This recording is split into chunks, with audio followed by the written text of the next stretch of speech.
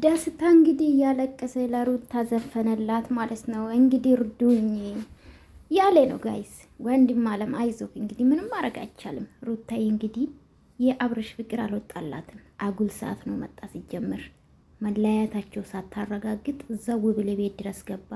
በሩታ መንፈርድ። በእርግጥ ሩታ ያጠፋችው መቅረብ አልነበረባትም። አብርሽም ለማስቀናት ቤት ጠርታ እራት የበሉ ምናምን ያ ነገር ማሳየት አልነበረባትም ብዬ አስባለሁኝ።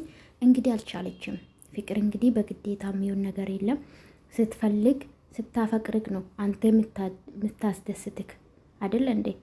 አንተ ደስተኛ የምትሆነው እሷ ስታፈቅርክ ነው። ማታፈቅር ሴት ደግሞ ከባድ ነው። በእርግጥ ሴቶች ያው ቀስ በቀስ ሊያፈቅር ይችላል። ወንዶች ግን ካላፈቅሩ አብሮ መኖር አይችሉም። ይሄ ታወቀ ነው።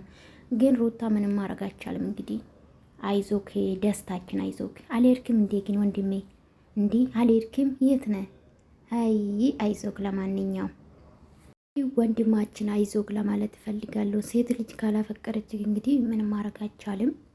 አልሄድክም ግን አልሄድክም እንዴ ወንድሜ? ቅርብ ነው በቃ ይሄናል አሜሪካን።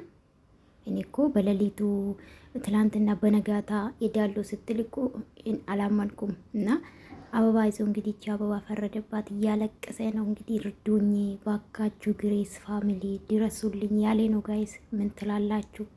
ምን ትላላችሁ? ወንድሜ አይዞክ። እንግዲህ ሩታዬ እንግዲህ የአብርሽ ፍቅር አልወጣላትም። ትዳርን መመለስ ትፈልጋለች፣ ትዳርን ማዳን ትፈልጋለች።